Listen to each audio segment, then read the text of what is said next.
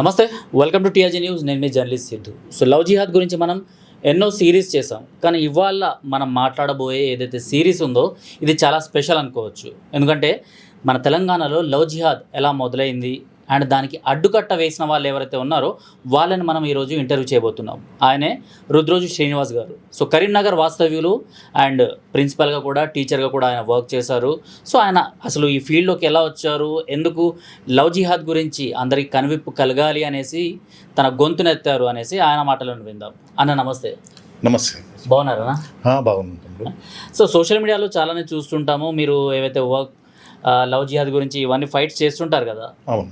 So అసలు ఎందుకు అనిపించింది అసలు తెలంగాణలో ఇప్పుడు లవ్ జిహాద్ అనేసరికి చాలామందికి కేరళ స్టోరీ అనసో లేకపోతే ఇంకేదో సినిమాలు ఇలాంటివన్నీ గుర్తుకొస్తాయి. అంటే కేరళలోనే లవ్ జిహాద్ ఇలాంటివన్నీ ఉన్నాయనిపిస్తుంది, బట్ తెలంగాణలో కూడా లవ్ జిహాద్ అన్నది ఉంది అనేసి చూపెట్టింది అండ్ ఎన్నో కేసులు పోలీసుల దాకా తీసుకెళ్ళింది మీరు హిందూ వాహిని నుంచి. సో ఎలా అసలు ఈ కేసెస్ అన్ని ఎలా ఛాలెంజింగ్గా తీసుకున్నారు, అసలు మీరు ఏం చేసేవాళ్ళు? వాస్తవానికి ఇది లవ్ జిహాద్ అని చాలామందికి తెలియదు. ఇదేదో లవ్ మ్యారేజెస్ అనుకుంటారు. విచిత్రంగా గ్రామీణ ప్రాంతాల్లో అయితే హిందూ అబ్బాయిలు కూడా ఈ మ్యారేజెస్కి సపోర్ట్ చేస్తారు. వాళ్ళకంత అవగాహన లేదు ఇది లవ్ జిహాద్ అనేటువంటిది. అంటే నాకు ఇది లవ్ జిహాద్ అనేది ఎలా కనిపెట్టగలిగానంటే 1984-85 ఆ ప్రాంతంలో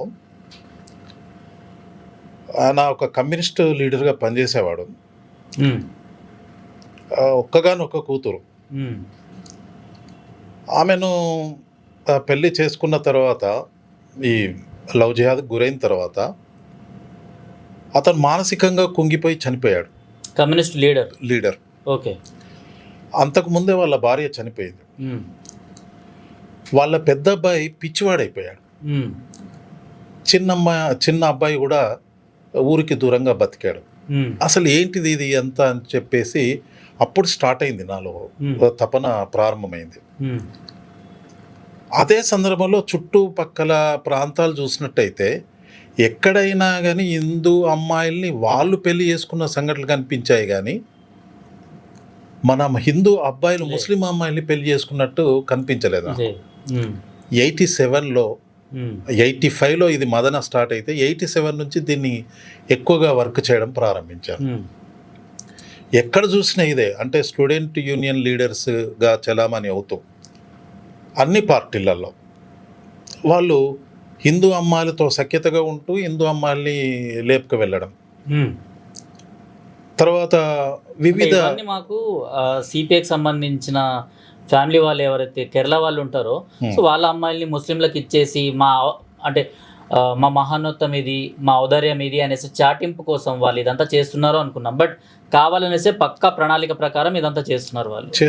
ఇప్పుడు ఒకటి చూడండి, మన హిందూ లీడర్స్ కూడా కొంతమంది ఔదార్యం అని ఇవ్వచ్చు పిల్లల్ని, వాళ్ళ అమ్మాయిల్ని అబ్బాయిలకి ఇవ్వచ్చు, ముస్లిం అబ్బాయిలకి. మరి ఎంతమంది ముస్లిము నేతలు వాళ్ళ అమ్మాయిల్ని హిందూ అబ్బాయిలకు ఇచ్చి పెళ్లి చేసిన సంఘటన ఏమైనా ఉన్నాయి? అంటే ఇది వన్ సైడే కదా ఇది. మరి వన్ సైడ్ అన్నప్పుడు ఇది లవ్ జిహాద్ అని ఎందుకు అనుకోకూడదు? అలా వర్క్ స్టార్ట్ చేసినప్పుడు నివ్వెరపోయేటువంటి ఆశ్చర్యకరమైనటువంటి విషయాలు వెలుగులోకి వచ్చాయి. ముఖ్యంగా తనకు భార్య ఉండగా కూడా మైనారిటీ తీరని అమ్మాయిల్ని కూడా వాళ్ళు పెళ్లి చేసుకున్న సంఘటనలు ఉన్నాయి. ఎందుకు అలా చేసుకోవాల్సి వచ్చింది? మొదలు హిందూ అమ్మాయినే పెళ్లి చేసుకుంటాడు, తర్వాత హిందూ అమ్మాయినే పెళ్లి చేసుకుంటాడు, తర్వాత హిందూ అమ్మాయినే పెళ్లి చేసుకుంటాడు. ఎందుకు అలా చేసుకుంటున్నాడు? అమీర్ ఖాన్ కూడా ఇప్పుడు వరుసగా 3వ పెళ్లి చేసుకుంటున్నాడు. ఇప్పుడు అది కూడా హిందూ అమ్మాయినే. వాళ్ళ మతంలో ఉన్న అమ్మాయిలు అసలు ఎవరు దొరకనట్టు.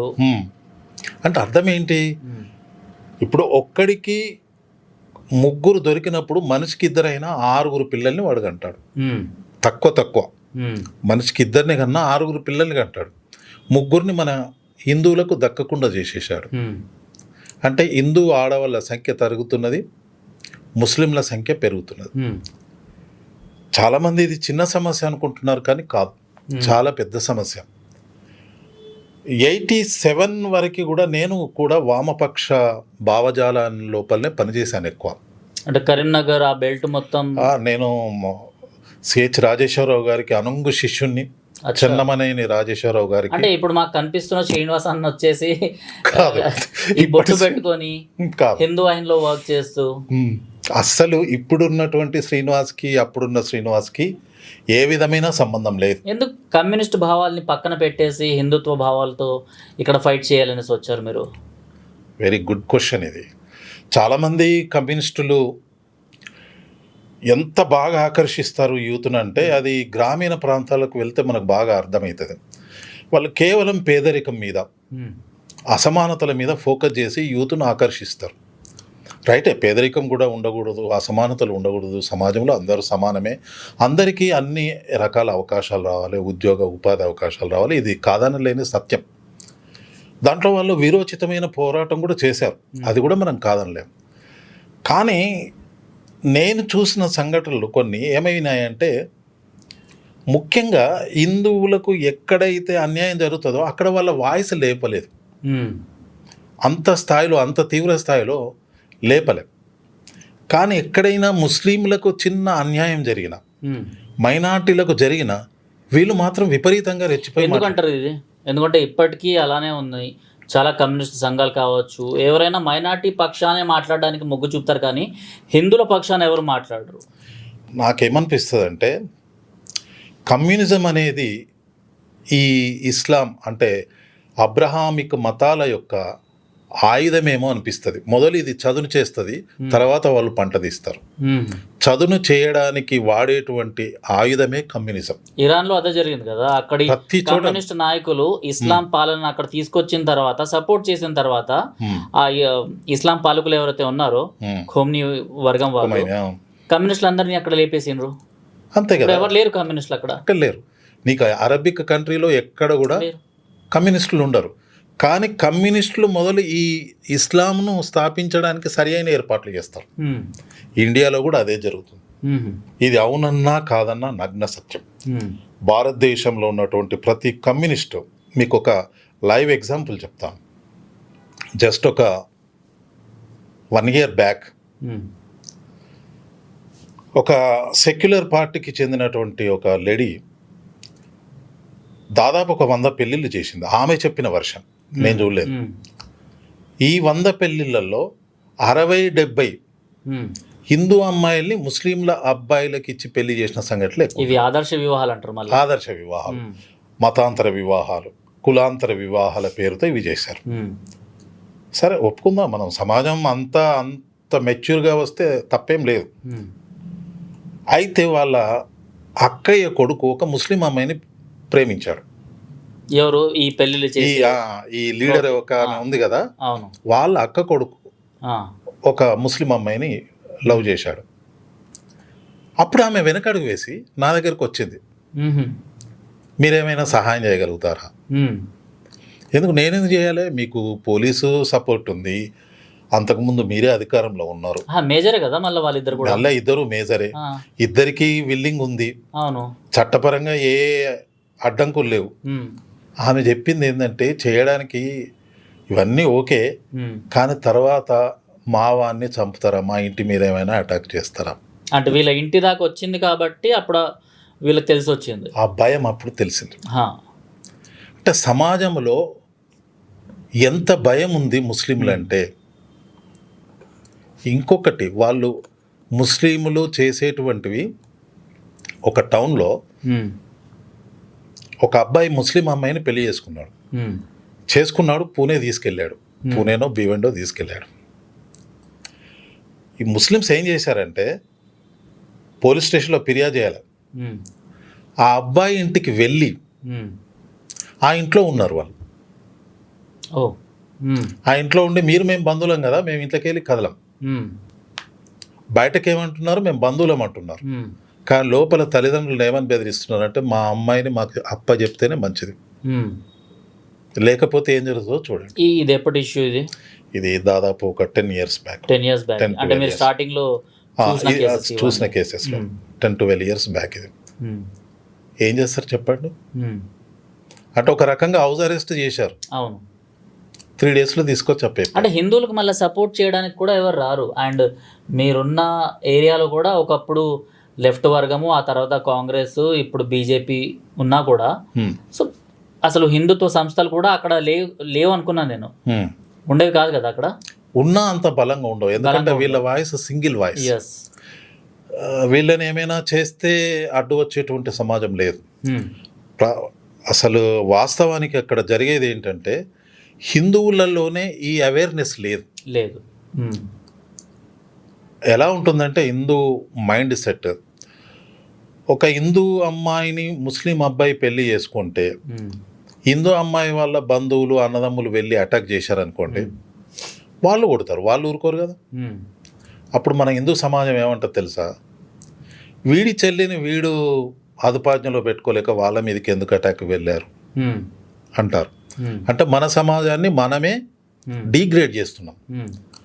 రెండోది, ఒకవేళ నీలాంటి అబ్బాయి బాగా డేర్ చేసి ముస్లిం అమ్మాయిని పెళ్లి చేసుకున్నాడు, వాళ్ళు వచ్చి మీ ఇంటి మీద అటాక్ చేస్తారు. అప్పుడు ఇదే సమాజం ఏమంటారు తెలుసా, వీడికి ఎవరు దొరకలేదా. అంటే రెండు విధాలుగా హిందూ సమాజం డిఫీట్ మార్గాన్ని ఎంచుకున్నది. ఓడిపోయే మనస్తత్వం మన మస్తిష్కాల్లో నాటిపోయింది. ఇది నా భూమి, ఇది నా ధర్మము, ఇది నాకు సంబంధించిన వ్యవహారం అని అనుకోవట్లేదు. ఇది అనుకోనంత కాలం సమాజం ఓడిపోతూనే ఉంటుంది. కుల అహంకారం అంటారు కదా, ఈ కుల దురహంకారం కూడా కొంత స్థాయి వరకే వీళ్ళు ప్రదర్శిస్తారు. అసలు సమస్య మొదలైనప్పుడు ఎవడు రాడు. ఒక క్యాస్ట్ అమ్మాయిని తీసుకొని పోయారనుకో, ఎంతమంది వస్తారు ఆ క్యాస్ట్లో? లేదు, ఎవరు రారు. నాకు తెలిసి ఒక్కరు ఇద్దరు రావచ్చు. అది కూడా మళ్ళీ వాళ్ళు పార్టీలు ఇవన్నీ సమీకరణాలు చేసుకోవాలి కాబట్టి ఆ లెక్కలు చూసుకొని వస్తాడు వాడు. అంటే వాళ్ళేమో రాజకీయాల్ని తమ మతాల కోసం వాడుకుంటున్నారు, కానీ హిందువులేమో తమ మతాన్ని రాజకీయాల కోసం వాడుతున్నారు. That is a different. ఆ డిఫరెన్స్ తెలుసుకోనంత వరకు హిందువులు మోసపోతూనే ఉంటారు, ఓడిపోతూనే ఉంటారు. రైట్. చాలామంది ఏంటంటే ఈ కేరళ స్టోరీ మూవీ కావచ్చు, పార్ట్ 1 పార్ట్ 2 వచ్చాయి, అలాంటి గోవాలో వచ్చిన చాలా సినిమాలు ఉన్నాయి. బెంగాల్ ఫైల్స్ కావచ్చు, ఇవన్నీ ఇంత దురక్రమాలు చేసినా కూడా, బెంగాల్ ఫైల్స్లో కూడా హిందూ అమ్మాయిల్ని వేధించేవి ఇవన్నీ చూపించినా కూడా, కేరళ స్టోరీలో పార్ట్ 1 తీసుకున్నా, పార్ట్ 2 తీసుకున్నా, అందులో అయితే ఎగ్జాంపుల్స్తో సహా ఇవన్నీ చూపెట్టినా కూడా ఇదంతా బీజేపీ ప్రోపగాండా, లేకపోతే 2014 తర్వాత ఇదంతా ఎక్కువైంది, ఇవన్నీ కావాలని ఎక్స్పోజ్ చేస్తున్నారు అనేసి అంటున్నారు. అండ్ చాలామంది అయితే నమ్మట్లేదు, అసలు లవ్ జిహాద్ అనేది ఎగ్జిస్ట్ అయ్యలేదు అనేసి చాలామంది అనుకుంటున్నారు. అలాంటి వాళ్ళకి మీరేం చెప్తారు? చరిత్ర చదవాలని చెప్తాను. లవ్ జిహాద్ ఇప్పటిది కాదు. బీజేపీ వచ్చి 4 సినిమాలు వాళ్ళకి తీయించాల్సిన అవసరం లేదు. అదో యాంటీ ప్రాపగేషన్, ఒక రకమైన దుష్ప్రచారమే తప్ప ఏ పార్టీ అట్లా చేయదు. వాళ్ళకి అది అవసరం లేదు. నాకు తెలిసి అక్బర్ ఎవరిని పెళ్లి చేసుకున్నాడు? అసలు మొఘల్ రాజులంతా ఎవరిని పెళ్లి చేసుకున్నారు? అంతకుముందు ఉన్నటువంటి ముస్లిం రాజులంతా ఎవరిని పెళ్లి చేసుకున్నారు? ఇక్కడున్న నిజాం ఎవరిని పెళ్లి చేసుకున్నాడు? ఆయన రాణులలో ఎంతమంది హిందువులు ఉన్నారు? ఇదంతా మనం ఎప్పుడైనా చదివామా? ఎందుకు వాళ్ళు ఇక్కడ అంటే ఇవన్నీ సినిమాల్లో చూపించినా కూడా అదేదో గంగా జమున తేజీవ్ అన్నట్టు, లేకపోతే ఇలానే కలిసి ఉండాలి అన్నట్టు ఇలా అర్థం చేసుకుంటున్నారు చాలామంది. గంగా ఎవరిది? బట్ ఎస్, గంగా హిందువులదే, యమున హిందువులదే. అండ్ ఇందులో అసలు ఎలాంటి ఏ రకంగా మీరు ఉపమానంగా వాడతారు? గంగా మనదే, యమున మనదే, అవి రెండు కలిసేది మన దేశంలోనే. యూప్రస్, టైగ్రస్ నదులను తీసుకొచ్చి కలుపు, అదొక ఆనందం. లేకపోతే ఇస్లామిక్ దేశాల్లో ఉన్న నదుల్ని తీసుకురావాలి, అలాంటిది యూజ్ చేయరు. కానీ వీళ్ళు గంగా జమున తేజీబ్ అనేసి ఇలాంటి సూత్రాలు కొన్ని బయట పెట్టేసి ఇద్దరం కలిసి ఉన్నాం అంటారు. బట్ అందులో కూడా ఉన్నవి హిందూ పేర్లే. ఇద్దరం కలిసి లేరు, వాళ్ళను కలిసి ఉండమని మనం ప్రాధేయపడుతున్నాం. వాళ్ళు వాళ్ళ సిద్ధాంతం కోసం ఎప్పటికీ ఒకే పద్ధతిలో ఉన్నారు. ఇస్లాం పుట్టినప్పటి నుండి వాళ్ళు ఏ సిద్ధాంతాన్ని నమ్ముకున్నారో ఆ సిద్ధాంతానికి వాళ్ళు కట్టుబడి పనిచేస్తున్నారు. ఒకటి, ఇన్ఫిడెల్స్, అవిశ్వాసులను చంపాలి అనేది వాళ్ళ సిద్ధాంతం. దానికోసం వాళ్ళు ఏ మార్గమైనా ఎన్నుకుంటారు.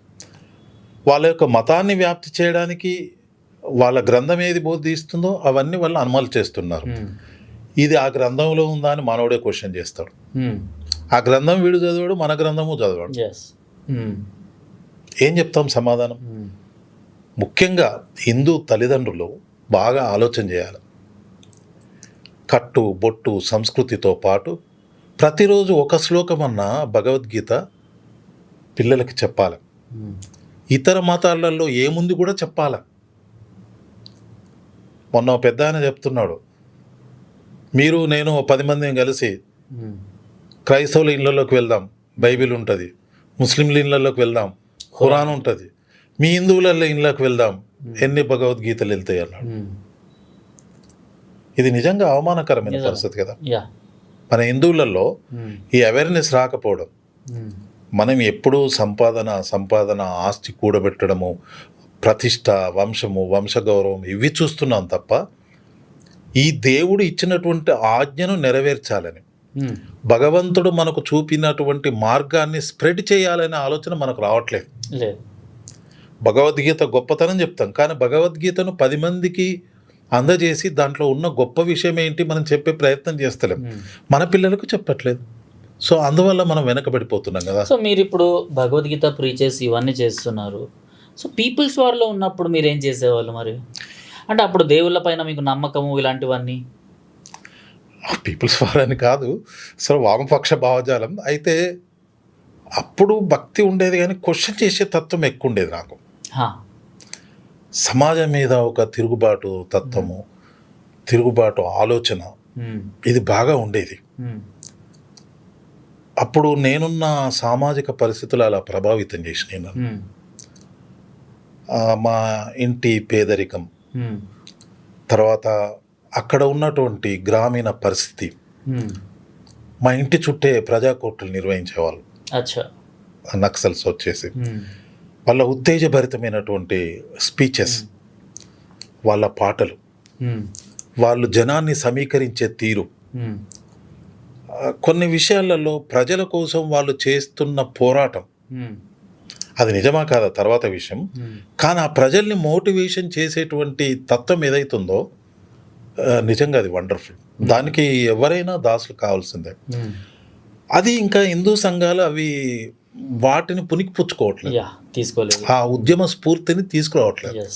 ఏదో కూర్చున్న చోట మాట్లాడమే తప్ప కథన రంగంలోకి, ఆ బాటిల్ ఫీల్డ్లోకి రావట్లేదు ఇంకా. అంటే గ్రౌండ్ వర్క్లోకి చాలామంది రావాలి. కేవలం భావజాల వ్యాప్తి జరిగినంత మాత్రాన హిందుత్వ అనేది మనగలుగుతుందని నేను అనుకోను. ఇక్కడ మీకు ఒక చిన్న ఎగ్జాంపుల్ చెప్తాను. నేను అప్పుడు డిగ్రీ సెకండ్ ఇయర్లో ఉన్నప్పుడు పీపుల్స్ వార్ అప్పుడు విపరీతమైన ప్రజా కోర్టులు పెట్టేది మా సిరిసిల్ల ఏరియాలో. ఆ సమయంలో నాకు ఒక ఆచార్యుని పరిచయం జరిగింది. వారి పేరు బి మాణిక్యారావు గారు. వారు మాకు సివిక్స్ చెప్పేవారు, అంటే పొలిటికల్ సైన్స్, డిగ్రీలో పొలిటికల్ సైన్స్. ఆయన ఏదో ఒక సందర్భంలో అతన్ని ఫండమెంటల్ రైట్స్ గురించి నేను క్వశ్చన్ చేశాను. Indian government and it's politics అని ఒక సబ్జెక్ట్ ఉంటుంది. అప్పుడు ఆయన చాలా బాగా రియాక్ట్ అయ్యారు. తర్వాత ఆయన నాతో బాగా మంచి ర్యాపో మెయింటైన్ చేస్తూ మా ఇంటికి రావడం జరిగింది. వచ్చిన తర్వాత నాలో ఉన్నటువంటి ఉద్యమ స్ఫూర్తి ఇవన్నీ కనుక్కొని, బాబు ఇలా ఇది కరెక్ట్ కాదు కదా, నువ్వు ఒక ఉద్యోగం చూసుకో అని చెప్పి ఇట్లా అన్నాడు. అప్పుడు నేనేమన్నానంటే, సార్ మీ బ్రాహ్మణవాదులంతా ఇదే మాట్లాడతారు,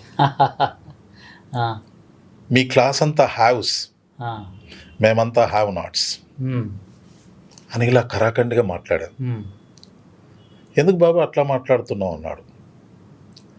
ఏం లేదు సార్, మీరు పైకి మాత్రమే అది చేస్తారు, కానీ సాటి మనిషిని మీరు ముట్టుకోరు, సాటి మనిషిని మీతో కూర్చోబెట్టి భోజనం పెట్టరు, మీదంతా బ్రాహ్మణవాదం అని ఇలా గట్టిగా మాట్లాడాను. పాపం ఆయన పెద్ద ఆయన ఏమనుకున్నాడేమో, ఒక వారం 10 రోజుల తర్వాత నన్ను వాళ్ళ ఇంటికి తీసుకెళ్ళాడు. సార్ నేను కూడా ఊహించాను, వాళ్ళ ఇంటికి వెళ్ళినా కానీ నన్ను కింద కూర్చోబెడతారు కావచ్చు, లేదా నాకు వేరే ప్లేట్లో భోజనం పెడతారు కావచ్చు అని ఇలా అనుకున్నాను. కానీ ఆయన వాళ్ళందరితో వాళ్ళ 2 అమ్మాయిలు, ఒక అబ్బాయి, ఆ అమ్మ వాళ్ళ వైఫ్ భారతి అని ఉండేది, సారు మాణిక్యరావు సార్. అందరితో కలిపి భోజనం పెట్టి వాళ్ళ పిల్లలతో సమానంగా చూశాడు. నాకు కొంత ఆలోచన అప్పుడు మారింది. అప్పుడు ఆయన అడిగాను, సార్ నేనేమో ఒక రకంగా విన్నాను, మీరేమో ఇలా బిహేవ్ చేస్తున్నారంటే ఆయన ఏమన్నాడంటే, ప్రతి కులంలో ఈ రకమైన భేదాభిప్రాయాలు ఉంటాయి శ్రీనివాస్. ఏదో ఒక కులం తీసుకుంటే అందులో అంటే బాగా డబ్బులు ఉన్నటువంటి వర్గం వాడు అదే కులంలో పేదవానికి వాళ్ళ అమ్మాయినో అబ్బాయినో ఇస్తారా? ఇవ్వరు. అవును, నాకు అప్పుడు ఒక క్వశ్చన్, ఒక అంతర్మదనం స్టార్ట్ అయింది. అలా అది మొదటి పునాది. తర్వాత వారు ఏం చేశారంటే నన్ను తీసుకువెళ్ళి కోమల ఆంజనేయులని అడ్వకేట్ ఉంటాడు కరీంనగర్లో, అతని ఇంట్లో ఉంచాడు నన్ను. అప్పుడు మాకు సెంటర్ కరీంనగర్ ఉండేది, ఆడ ఎగ్జామ్ రాయడానికి వాళ్ళ ఇంట్లో ఉంచాడు. ఆయన మంచి RSS భావజాలం ఉన్న వ్యక్తి, ఇంతవరకు ఏ పార్టీ మారకుండా కమిట్మెంట్తో పనిచేస్తున్నాడు. సో కమ్యూనిస్ట్ భావాలు కలిగిన అబ్బాయి RSS వాళ్ళ ఇంట్లో ఉన్నాను నేను. ఓకే. అలా ఉన్న తర్వాత వీళ్ళలో మార్నింగ్లు ఇవ్వడము, తర్వాత ఆ సంఘ కార్యకలాపాలు చేయడం, శారీరక చేయడం, ఇవన్నీ చూసిన తర్వాత క్రమంగా నేను వాళ్ళని ప్రశ్నలు అడగడం, జవాబులు రాబట్టడం, మెల్లిమెల్లిగా హిందుత్వం వైపు వచ్చాను. అది లెఫ్ట్ టు రైట్ టర్న్ తీసుకోవడం జరిగింది. అది ఒక సమూలమైన మార్పు నాలో వచ్చింది. సో మీ జీవితంలో ఈ గూగుల్ మ్యాప్ ఇలా యూజ్ అయింది నుంచి రైట్ టర్న్ అయిపోయింది. ఆల్వేస్ రైట్ అన్నమాట ఇప్పుడు ఆల్వేస్ రైట్. సో ఈ లవ్ జిహాద్ అన్న దాంట్లో ఎవరైతే అమ్మాయిలు చిక్కుకుపోతారో, ఇప్పుడు ఎన్నో కేసెస్ మనకు వస్తున్నాయి. సూట్ కేసులో పార్సల్ అయ్యే వాళ్ళు వస్తున్నారు, లేకపోతే వాళ్ళని చంపేస్తున్నారు. సో చంపడం అన్నది సరే హిందూ కుటుంబాల్లో జరగట్లేదా అనేసి మనం మాట్లాడవచ్చు. చాలామంది మాట్లాడుతూ ఉంటారు, మన హిందూ అబ్బాయిలు కూడా అలా చంపేస్తున్నారు కదా అనేసి. బట్ ఇక్కడ కావాలనేసి ఒక పథకం ప్రకారం హిందూ అమ్మాయిల్ని టార్గెట్ చేసి వాళ్ళని ప్రేమ అనేసి ఉచ్చులో దింపిన తర్వాత, మోజు తీరిపోయాక, పిల్లలు కన్న తర్వాత పిల్లల్ని ఇస్లాంలోకి మార్చాక చంపేయడము, ఇలాంటివన్నీ జరుగుతున్నాయి. సో ఇలాంటివన్నీ జరగకూడదు అంటే ఏం చేయాలి? అంటే తప్పు ఎవరి వైపు ఉంటుంది అసలు? తప్పు ఏంటంటే హిందూ సమాజంలో ఈ మధ్య ఏమైపోయిందంటే పెర్ క్యాపిటల్ ఇన్కమ్ పెరిగిపోయింది, తలసరి ఆదాయం పెరిగిపోయింది. పిల్లలకి మంచి ఎడ్యుకేషన్ ఇవ్వాలి అనుకుంటున్నారు, స్వేచ్ఛని ఇస్తున్నారు. ఇదంతా హర్షణీయం, ఇదంతా కూడా ఆనందించదగ్గదే. కానీ ఎంతమంది తండ్రులు తమ పిల్లలతో కలిసి భోజనం చేస్తున్నారు? ఎంతమంది సామూహికంగా కలిసి భోజనం చేసి రోజు ఒక పూటన్నా అలా భోజనం చేసి అమ్మాయి ఏం చేస్తుంది, అబ్బాయి ఏం చేస్తున్నాడు, భార్య ఏం చేస్తుంది కనుక్కోలేకపోతున్నారు. ఫస్ట్ ఇక్కడ దెబ్బ. హిందూ సమాజం నాశనం కావడానికి ప్రధాన కారణాలు ఏమంటే, అమ్మాయికి సెల్ ఫోన్, అబ్బాయికి బైకు, అమ్మకు టీవీ సీరియల్, నాన్నకు 90 ml. ఈ 4 సర్వనాశనం చేస్తున్నాయి. ఇక్కడ అమ్మాయి ఎవరితో మాట్లాడుతుంది, ఎందుకు మాట్లాడుతుంది తల్లిదండ్రులు గుర్తించట్లేదు. ఆమెలో ఏ మార్పు వస్తుంది? ఆమె నమాజ్ చేస్తుందా ఇంటికి వచ్చి? ఆమె ప్రవర్తనలో ఏమైనా మార్పు, కట్టు బొట్టు నడవడిలో మార్పు వస్తుంది? అంటే నిజంగానే ఈ నడవడిలో మార్పులు ఉంటాయా? 100% ఉంటాయి. ముస్లిం అబ్బాయిల్ని ప్రేమిస్తే వాడు పెట్టే కండిషనే అది. అచ్చా. వాళ్ళు చాలా కేసెస్లో నేను కూడా మీ హిందూ దేవుళ్ళని మొక్కుతాను, నాకు అలాంటి అంటే మతాన్ని వేరుగా చూసే ఉద్దేశాలు ఏమి ఉండవు అనేసి చెప్పుకొస్తారు కదా వీళ్ళు. అల్తకి అంటారు దీన్ని. అదే ఎందుకు వాళ్ళు అట్లా చేస్తారంటే, అమ్మాయిని ఫస్ట్ వాళ్ళ దారిలోకి తీసుకురావాలన్నప్పుడు వాళ్ళు ఈ దారిలోకి వస్తారు. ముందు అమ్మాయిని నమ్మిస్తారు, బొట్టు పెట్టుకుంటారు, మనలాగే వేషం భాష అన్నీ మార్చేస్తారు వాళ్ళు కూడా. ఒక ప్రిన్సిపల్, ఆ ప్రిన్సిపల్ ముస్లిం, హిందూ అమ్మాయిని పెళ్లి చేసుకునేంత వరకు ఒక రకంగా వ్యవహరించాడు. పెళ్లి చేసుకున్న తర్వాత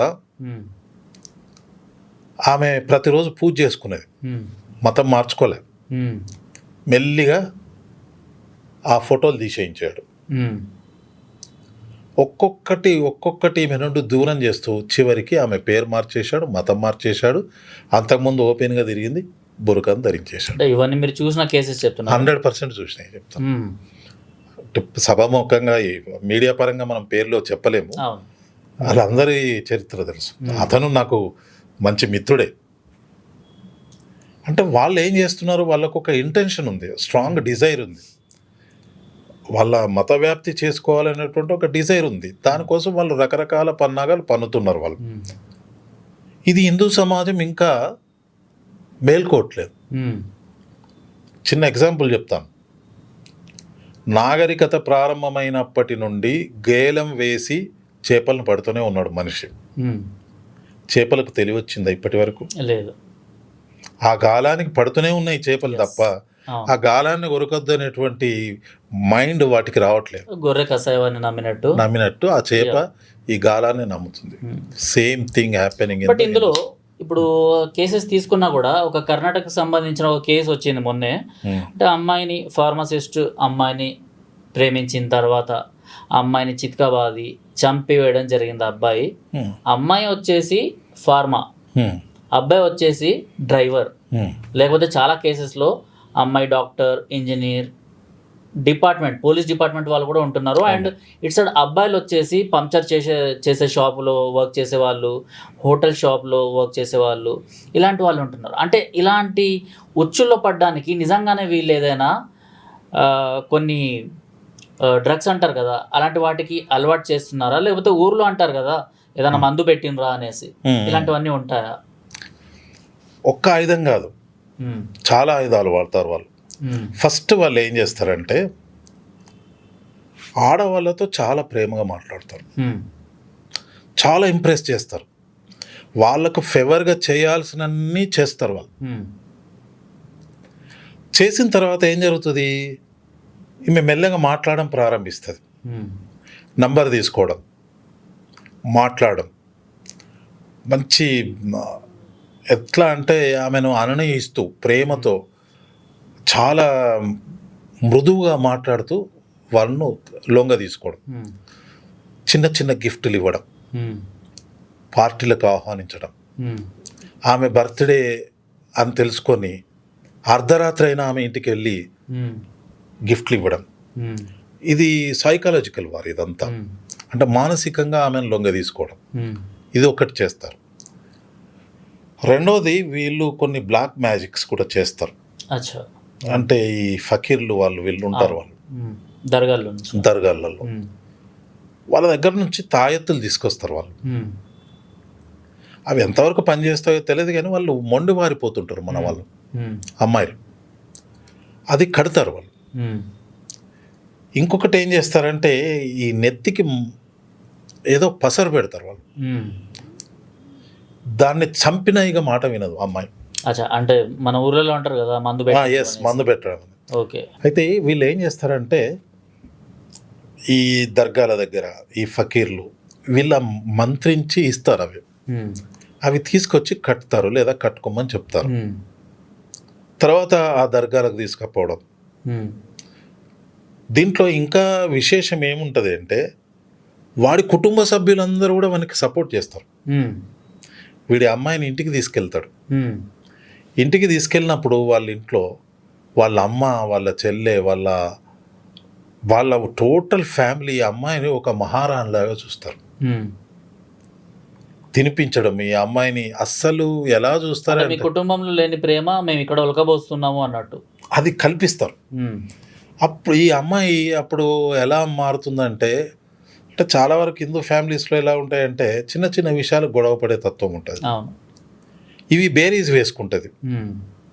మా ఇంట్లోకి వెళ్తే మా అమ్మ నాన్న ఎప్పుడు ఏదో ఒక విషయంలో గొడవ పడుతుంటారు, కానీ ఇక్కడ టోటల్ ఫ్యామిలీ నా దగ్గరకు వచ్చి నన్ను పలకరిస్తున్నారు. ఈ ఇంటికి నేను కోడలుగా వస్తే నేను సేఫ్గా ఉంటానేమో, నాకు ప్రేమాభిమానాలు దక్కుతాయేమో అనే ఆలోచనలో ఉంటారు. సో ఆ ఎన్విరాన్మెంట్ వాళ్ళు కలుగజేస్తారు. సో తద్వారా మన పిల్లలు ఎక్కువగా అటువైపు ఆకర్షితులయ్యే అవకాశం ఉంటుంది. ఇది. సో వీటి నుంచి బయటికి తీసుకురావాలంటే ఏం చేయాలి? ఇప్పుడు మందు అన్నా లేకపోతే ఈ డ్రగ్స్ అన్నా సో వీటి నుంచి బయటికి తీసుకురావడం అంత ఈజీయా? మీరు ఇప్పటిదాకా ఎన్ని కేసెస్ హ్యాండిల్ చేసి ఉంటారు? నేను 1500 కేసెస్ 1500 కేసెస్? 1500. ఓ, నేనే 20-30 కేసెస్ నా చేతుల ద్వారా చూసుకున్నా, మీరు 1500 అంటున్నారు. దాంట్లో దాదాపు ఒక 1000-1100 మంది తిరిగి వచ్చారు. సూపర్. ఒక 300 స్ట్రైక్ వరకు రేట్ బాగానే ఉందన్న మీది. ఒక సో ఎలా 300 చెప్తుంటారు వాళ్ళకి? అంటే నేను ఒక్కరోజు చెయ్యను అది, ఆ, నేను సిట్టింగ్స్ ఇస్తుంటాను వాళ్ళకి. మ్మ్. అంటే జనరల్గా ఇది ఎప్పుడు మన దాకా వస్తుందంటే ఇది దురదృష్టం. హిందువులందరూ ఇది గమనించాలి. హిందూ కుటుంబాలలో అమ్మాయి లవ్లో పడింది అంటే ఫస్ట్ ఆ అమ్మాయి తన చెల్లెలకు అక్కలకు చెప్తుంది, మ్మ్. కానీ వాళ్ళు రివీల్ చేయరు ఇది. మ్మ్. తర్వాత తల్లికి తెలుస్తుంది, మ్మ్. తల్లి కూడా రివీల్ చేయదు. చిట్ట చివర ఎవరికి తెలుస్తుంది అంటే తండ్రికి తెలుస్తుంది. కానీ తండ్రికి తెలిసేసరికి పరిస్థితి అంతా చేయి దాటిపోతుంది. ఇక చాలామంది ఏమనుకుంటారంటే ఈ విషయం బయటపడితే పరువు పోతుందేమో అట్లా ఇట్లా అనుకుంటారు.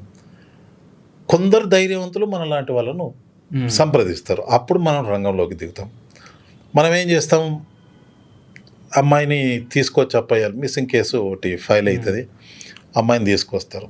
పోలీస్ వాళ్ళతోటి రిక్వెస్ట్ చేస్తాం, ఆ అమ్మాయితో మేము మాట్లాడతాం సార్, ఒక వారం 10 రోజులు మా ఇంట్లో ఉంచుకుంటాం, వినకపోతే అప్పచెప్తాం. దానిదేముంది, ఆమె వినకపోతే అప్పచెప్తామని వాళ్ళను కన్విన్స్ చేస్తాం. మనకు ఆ రైట్స్ లేవు కానీ కన్విన్స్ చేస్తాం. ఇక కన్విన్స్ చేసి తీసుకొస్తాం.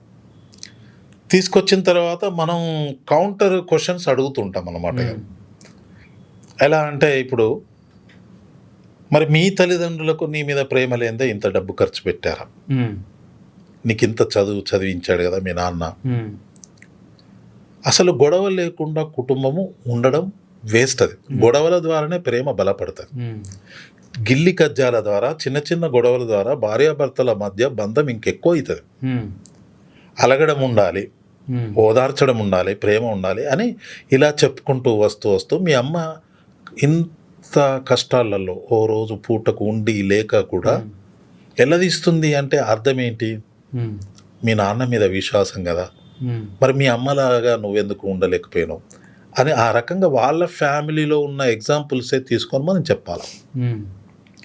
అలా చెప్తూ ఏ కేసు ఏమైంది అనేది మాత్రం మొదలు చెప్పకూడదు. ముస్లింలకు వ్యతిరేకంగా మాట్లాడితే ఆ అమ్మాయి అసలు సిట్టింగ్ ఒప్పుకోరు. వాళ్ళ మీద నెగిటివ్ కంటే మనలో ఉన్న పాజిటివ్స్ ఎక్స్పోజ్ చేసుకుంటూ రావాలి ఫస్ట్ సిట్టింగ్లో. తర్వాత ఎక్కడ ఏం జరిగింది, మనకు లైవ్ ఎగ్జాంపుల్ ప్రతిరోజు 1-2 వస్తూనే ఉంటాయి. సో ఇలా జరిగింది అని.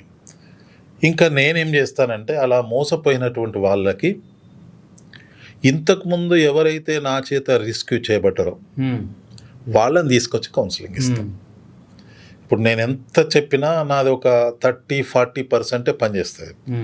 కానీ ఆ మోసపోయిన అమ్మాయి ఆమె ఏమి హింస అనుభవించింది చెప్తే నమ్మరు. అమ్మాయిలు అక్కడికి వెళ్ళిన తర్వాత ఆ అమ్మాయి మీద కుటుంబం మొత్తం అజమాయిషీ చేస్తుంది, మెంటల్గా, సెక్చువల్గా, అన్ని రకాలుగా. దాన్ని విడమర్చి చెప్పలేం. అర్థమైంది. అది ఏ ఆడది భరించలేదు.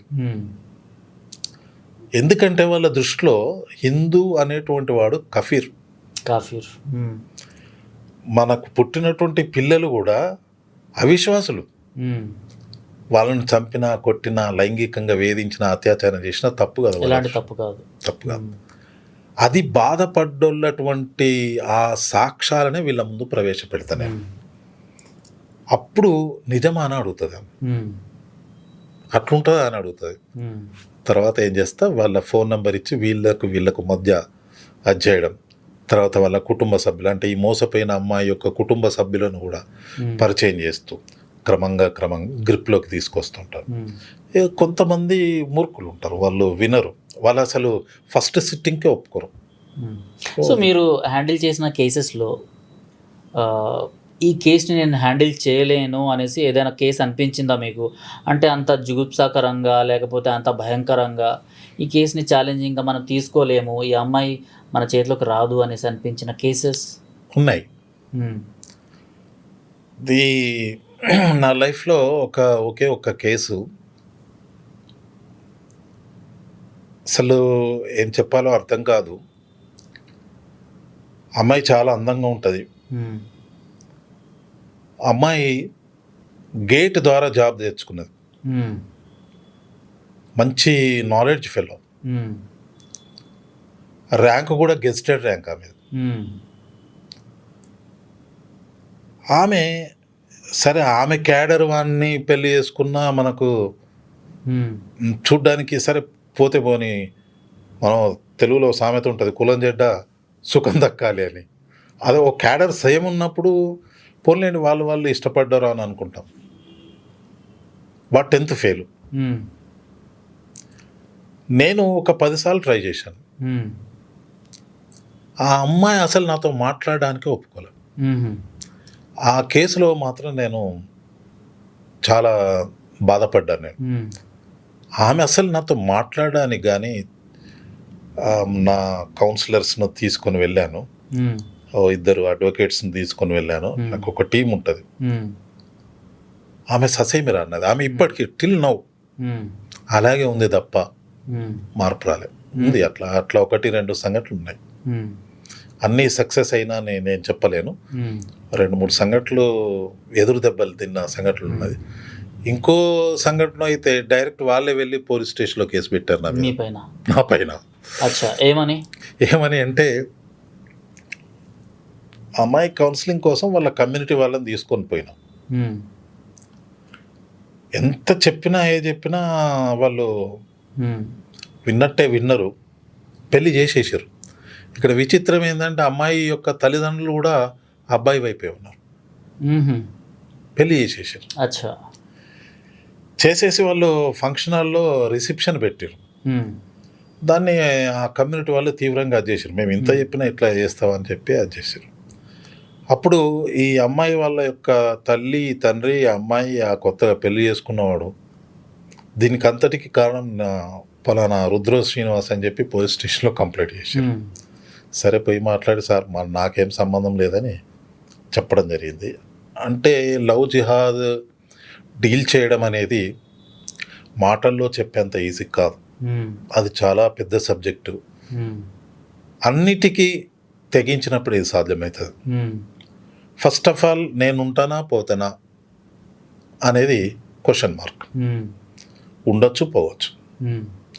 ఎక్కడ, ఎప్పుడు, ఏ రకమైన దాడి జరిగినా రెడీ అన్నట్టుగానే ఉండాలి. అంతటా సాఫీగా సాగిపోతాయి అనేటువంటి అవకాశాలు ఉండవు. వాటన్నిటికీ సిద్ధపడితేనే ఇంట్లోకి రావాలి. సిద్ధపడినప్పుడు నేను ఇంట్లోనే ఉండి స్టేట్మెంట్లు ఇస్తా అంటే అంతే ఉంటుంది. పరిస్థితుల్లో మార్పు రాదు. ఫీల్డ్లోకి వచ్చినప్పుడే మనకు పెయిన్స్ ఉంటాయి, గెయిన్స్ ఉంటాయి, 2 ఉంటాయి. బాధలు ఉంటాయి. 10 మందిలో కొంతమంది గుర్తిస్తారు, సార్ మీరు మంచి పని చేస్తున్నారని కొంతమంది గుర్తిస్తారు. నష్టపోతాం, ఆర్థికంగా నష్టపోతాం, శ్రమ నష్టపోతాం, చాలా ఉంటాయి, ఇబ్బందులు ఉంటాయి, పొలిటికల్గా ప్రెషర్స్ ఉంటాయి, రకరకాలు ఉంటాయి. ఒక్క రకంగా ఉండదు. వాటన్నిటికీ మనము ఎదుర్కొనే దమ్ము, ధైర్యం ఉండాలి. ఫస్ట్ ఆఫ్ ఆల్ వీటిని ఎంజాయ్ చేసే నేచర్ ఉండాలి. ఈ సమస్య వచ్చిందంటే రైట్, భగవంతుడు నాకు ఈ పని అప్పచెప్పిండు అనేటువంటి ఆత్మస్థైర్యంతో ముందుకెళ్ళాలి. నేనైతే ఏమనుకుంటా అంటే, ఎక్కడో మారుమూల ప్రాంతంలో పుట్టిన నేను ఇంత గొప్ప చదువులు చదివి ఫస్ట్ లెఫ్టిస్ట్గా ఉండి తర్వాత నేను రైట్గా మారడం అనేది అది భగవత్ నిర్ణయం అని అనుకుంటా. భగవంతుడు నన్నే ఎన్నుకున్నాడు, నాకు ఈ పని అప్పచెప్పాడు అని నేను భావిస్తాను. అందుకోసం ఎన్ని అవాంతరాలు ఎదురైనా, ఆర్థికంగా, రాజకీయంగా అన్ని రకాల ఇబ్బందులు ఎదురవుతున్నాయి. వాటన్నిటినీ ఎదుర్కొంటున్నా పోతున్నాం. అన్న ఫైనల్ క్వశ్చన్ తీసుకుందాం. ఏదైతే మీరు ఇంతకుముందు కమ్యూనిస్ట్ అనేసి చెప్పారు, ఇప్పుడు హిందుత్వవాది, హిందూ వాహిని అనేసి ఒక సంస్థతోని మీరు వర్క్ చేస్తున్నారు. సో అందులో సహ సంయోజకగా కూడా మీరు ఇప్పుడు వర్క్ చేస్తున్నారు. అయితే హిందూ టెంపుల్స్ పైన, లేకపోతే అమ్మ, ఆవు, ఆలయాలు, అమ్మ అంటే అందులో అమ్మాయిలు, అమ్మలు, ప్రతి ఒక్కరిపైన లవ్ జిహాద్ టార్గెట్ జరుగుతున్నాయి. ఆలయాలపైన దాడులు జరుగుతున్నాయి, ఆవులపైన దాడులు జరుగుతున్నాయి, తీసుకెళ్తున్నారు కబేళాలకి. ఇలాంటి వాటి కోసము కేవలము ఫైట్ చేయడానికి హిందుత్వ సంస్థలైన హిందూ వాహిని, బజరంగ్ దళ్, విహెచ్పి, ఆర్ఎస్ఎస్ నుంచే ఎందుకు వస్తారు? ఒక పార్టీ, బీజేపీ పార్టీ మాత్రమే ఎందుకు సపోర్ట్ చేస్తుంది? మిగిలిన వాళ్ళు ఏదైతే పార్టీలో వేరే పార్టీస్లో ఉన్న వాళ్ళు కూడా కమ్యూనిస్ట్ కావచ్చు, టీఆర్ఎస్ కావచ్చు, బీఆర్ఎస్ కావచ్చు, కాంగ్రెస్ కావచ్చు. సో వీళ్ళందరికీ అసలు అంటే వాళ్ళు కూడా హిందూసే కదా, వాళ్ళలో ఆ భావన ఎందుకు రావట్లేదు? ఫస్ట్ ఇంట్రొడక్షన్లోనే మీకు చెప్పాను, ముస్లింలేమో రాజకీయాల్ని మతం కోసం వాడుతున్నారు, హిందువులేమో మతాన్ని రాజకీయాల కోసం వాడుతున్నారు. హిందూ మెంటాలిటీ ఎలా ఉంటుందంటే పూర్తి స్వార్థం. ఇది హిందూ రాజకీయ నాయకులు, ప్రజలు అందరూ చూడండి, ఫ్రీగా ఏది ఇచ్చినా ఆ ఉచ్చులో పడిపోయే తత్వం హిందువులకు ఉంటుంది. ఓటేస్తారు, ఆ పార్టీకి ఓటేస్తారు. రాజకీయ నాయకులు మన ప్రజల్ని ఎలా మభ్యపెట్టి ఎలా గెలవాలి అనేది చూస్తున్నారు. కానీ ఇది మన సంస్కృతి, వారసత్వము, సాంప్రదాయము, మన మతము, మన ధర్మం అనే ఆలోచన ఎవరికీ లేదు. దాన్ని రక్షించాల్సినటువంటి బాధ్యత కొందరు భుజాల మీద వేసుకున్నారు. అది హిందూ వాహిని కావచ్చు, బజరంగ్ దళ్ కావచ్చు, బీజేపీ, ఏబీవీపీ ఇలాంటి సంస్థలు వచ్చి పోరాటం చేస్తున్నాయి. అయితే ఇప్పుడు కొంత మార్పు వచ్చింది. ఏం మార్పు వచ్చిందంటే, ఇప్పుడు హిందూ వాహిని లాంటి సంస్థలన్నీ కూడా, అన్ని సంస్థలు, ప్రతి హిందూ ఆర్గనైజేషన్ ఏం చేస్తుందంటే సమాజాన్ని కలుపుకుపోయి ఈ ఆందోళన చేపట్టాలి. మునుపట్లాగా జెండాలు పట్టుకొని వీళ్ళే దిగడం కాదు, సమాజాన్ని కదిలించాలి, సమాజాన్ని అందులో భాగస్వామ్యం చేయాలి, మమేకం చేయాలి. అందరూ అందులో భాగస్వాములు అయినప్పుడే ఏదైనా సక్సెస్ అవుతుంది. ఇప్పుడు చూడండి, ఒక రాజకీయ అంశము ఒక మైనారిటీ వర్గానికి వ్యతిరేకంగా మనం మాట్లాడితే అన్ని పార్టీలలో ఉన్న మైనారిటీలు ఒకే గొంతుతో మాట్లాడతారు. అది రాజకీయమే కావచ్చు, మతపరంగానే కావచ్చు, ఏది మాట్లాడినా వాళ్ళంతా ఒక్కసారిగా ఒకే రకమైన స్టేట్మెంట్ ఇస్తారు. హిందువులు ఎందుకు ఇవ్వరు అంటే, హిందువుల్లో స్వార్థం, నాకెందుకు, నాకేమొస్తుంది. కానీ అసలు స్వదేశంలోనే హిందూ మతం అనేది అడ్రస్ లేకుండా పోతే ఎంత భయంకరమో ఆలోచించండి. కాబట్టి ప్రజలలో మార్పు రావాలి, వాళ్ళ ఆలోచన విధానంలో మార్పు రావాలి. నాకేంటి అనేటువంటి భావన వదిలిపెట్టాలి. అమ్మ మనదే, ఆవు మనదే, ఆలయాలు మనయే, వీటన్నింటినీ రక్షించుకునేటువంటి బాధ్యత మనదే. ఎవరో వచ్చి రక్షిస్తారనుకోవడం తప్పు. బట్ ఇన్ని కేసెస్ మీరు హ్యాండిల్ చేశారు కదా, 1500 కేసెస్ హ్యాండిల్ చేసిండ్రు. ఈ ఒక కేసుకి డబ్బులు తీసుకున్నారు ఫలానా లవ్ జిహాద్ గురించి అనేసి నేను ఎక్కడా వినలేదు. నేను సింగిల్గా నేను రూపీ కూడా తీసుకోను కాబట్టి ఆ మాట చెప్తున్నా. ఎందుకంటే మనము అవతల వాళ్ళు ఎవరైనా కానివ్వండి, ఏ కులమైనా కానివ్వండి, మన వాళ్ళు, మన హిందువులు అనేసి ఫైట్ చేసినాం. నాతో పాటు కొన్ని ఎస్సీ సంస్థల వాళ్ళు కూడా ఫైట్ చేస్తుంటారు. సో కొంతమంది ఎస్సీ సామాజిక వర్గం నుంచి క్రైస్తవులుగా మారిపోయిన వాళ్ళు కూడా వచ్చి మమ్మల్ని హెల్ప్ అడిగితే, ఫలానా ముస్లిం అబ్బాయిని పెళ్లి చేసుకున్నాను, ఇప్పుడు కులం పేరు మీద దూషిస్తున్నాడు, నేనైతే ఎస్సీ క్రైస్తవురాల్ని, నన్ను ఇలా దూషిస్తున్నారు, కొడుతున్నారు అని చెప్పినా కూడా మేము హెల్ప్ చేసినాము, బయటికి తీసుకొచ్చినాము, కేసెస్ ఇవన్నీ హ్యాండిల్ చేస్తున్నాము.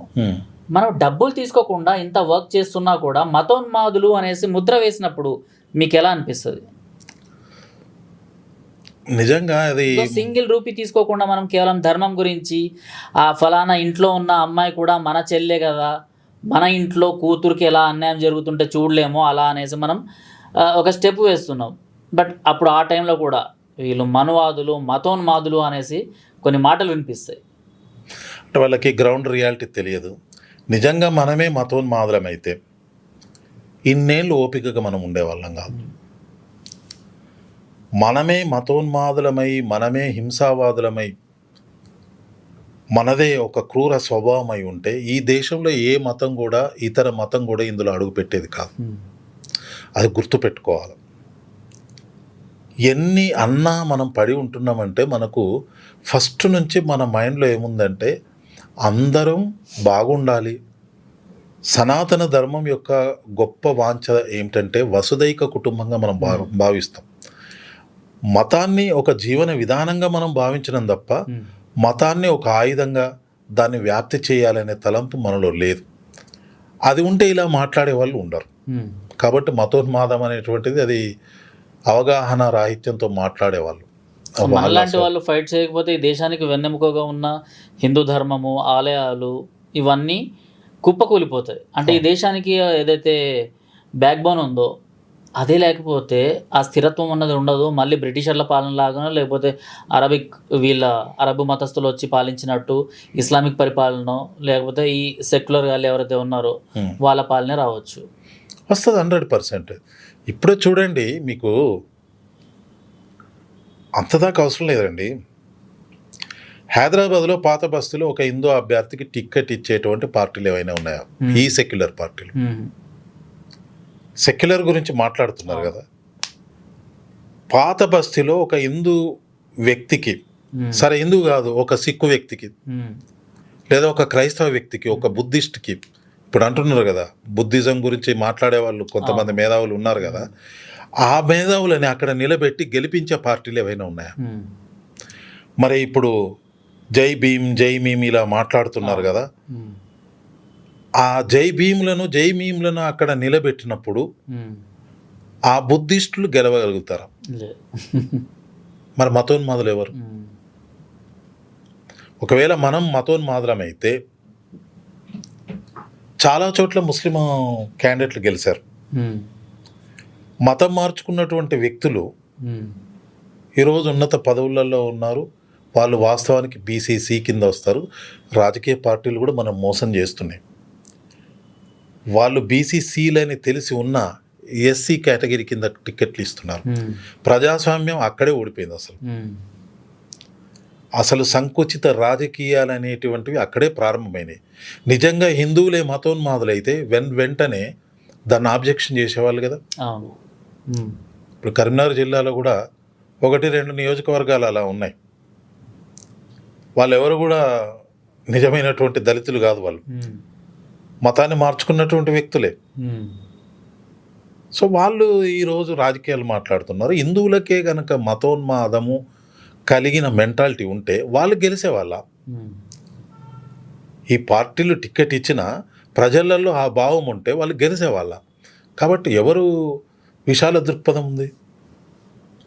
అదే కొన్ని ఏరియాలో, ఇప్పుడు గుంటూరు లాంటి కొన్ని ఏరియాలలో ఒక క్యాండిడేట్ యొక్క జయాపజయాలను నిర్ణయించేది అక్కడ క్రైస్తవులు నిర్ణయిస్తున్నారు. ఆంధ్రాలో చాలా ప్రాంతాలలో ఇప్పుడు అది క్రైస్తవులు, ముస్లిమ్స్ వాళ్ళే డిటర్మినేట్ చేసేటువంటి పరిస్థితి. మైనారిటీ అపీస్మెంట్ కూడా చాలా ఉంది. మరి ఒకవేళ హిందువులే కనుక మతోన్మాదులు అయితే ఇవన్నీ సాగేటివా? సరే, ఇప్పుడు మీలాంటి వాళ్ళు, నాలాంటి వాళ్ళు ఈ పనులు చేసినప్పుడు మన వాళ్ళను రక్షించుకుంటున్నామే తప్ప ఎక్కడైనా ఎవరినైనా చంపేశామా? లేదు. నేను మట్టుకు మన అమ్మాయిలను రిక్వెస్ట్ చేసి వాళ్ళను మానసిక పరివర్తన తీసుకొచ్చి మళ్ళీ తిరిగి మన ధర్మంలోకి తీసుకొస్తున్నానే తప్ప ఎక్కడ హింసకు తావు లేకుండానే నేను వ్యవహరిస్తున్నాను. ఎందుకంటే హింస ద్వారా పని ఆగిపోతుంది. ఎదుటి వాళ్ళు ఇంకా బలపడతారు. నాలాంటి వాళ్ళు ఇంకా తయారీ కాలేదు. మరి ఎలా? ఈ ఉద్యమం ముందుకెళ్ళాలంటే మనం శాంతియుతంగా మెల్లిమెల్లిగానే వెళ్ళాల్సి వస్తుంది. మతోన్మాదం అనేది హిందువులలో లేదు. అది అసలు హిందువుల రక్తం లోపలనే సమానత భావన ఉంటుంది. ఎక్కడ కూడా ఇతర మతాలని డామినేట్ చేయాలనే ఆలోచన లేదు. అలా అయినట్టయితే ఇతర మతాలు ఈ దేశంలో ప్రవేశించేవి కాదు. Number 1 point. నెంబర్ 2, దేశానికి స్వాతంత్రం వచ్చిన తర్వాత ఈ దేశం లోపల ఇతర మతస్థులు ఉండేది కాదు. ఎందుకంటే మత ప్రాతిపదిక పైనే ఈ దేశం విభజించబడ్డది. కాబట్టి మా మతస్థులకు దేశం కావాలని కోరిన వాళ్ళందరినీ ఆ దేశమే పంపించే వాళ్ళం కదా. మనతో పాటు ఎందుకు వాళ్ళని బతకమని చెప్పి అడుగుతున్నాం? ఏనాడు వాళ్ళని మనం తక్కువ చూపు చూడలేదు కదా. ఇప్పుడు అన్ని ప్రభుత్వ పథకాలు ఉన్నాయి. అవి ఒక హిందువులకే వర్తిస్తున్నాయా? రేషన్ బియ్యం ఇస్తున్నారు, ఇంకా ఏవో ఆరోగ్యశ్రీ ఇలాంటి పథకాలు ఉన్నాయి. ఇది మతాన్ని బట్టే ఇస్తున్నారా? మరి హిందువులు మతోన్మాదులు అయితే అలా వ్యవహరించాలి. కానీ హజ్ యాత్రకి ఇస్తున్నారు, సబ్సిడీ ఇస్తున్నారు. ఇంకేవేవో రకరకాల మతాలకు ఇస్తున్నారు సబ్సిడీలు. హిందువులు ఎప్పుడైనా దాని మీద ఆందోళన చేశారా? కాబట్టి హిందువులు కానీ హిందూ సంస్థలు కానీ మతోన్మాదము కలిగి లేరు అని గట్టిగా చెప్పగలుగుతాను. రైట్ అన్న, థ్యాంక్ యూ స్టూడియోకి వచ్చేసి లవ్ జిహాద్ గురించి ఇదంతా మాట్లాడినందుకు నిజంగా చాలా హ్యాపీగా అనిపించింది. బికాస్ మేము కొన్ని కేసెస్ హ్యాండిల్ చేసినాము, మాకన్నా ఎక్కువగా అంటే ఎప్పటి నుంచో మీరు హ్యాండిల్ చేస్తున్నారు కాబట్టి మాకు ఎప్పుడు అవసరం ఉన్నా కూడా మీరు సపోర్ట్ చేస్తూనే ఉంటారు కాబట్టి థ్యాంక్ యూ అన్న. ధన్యవాదాలు.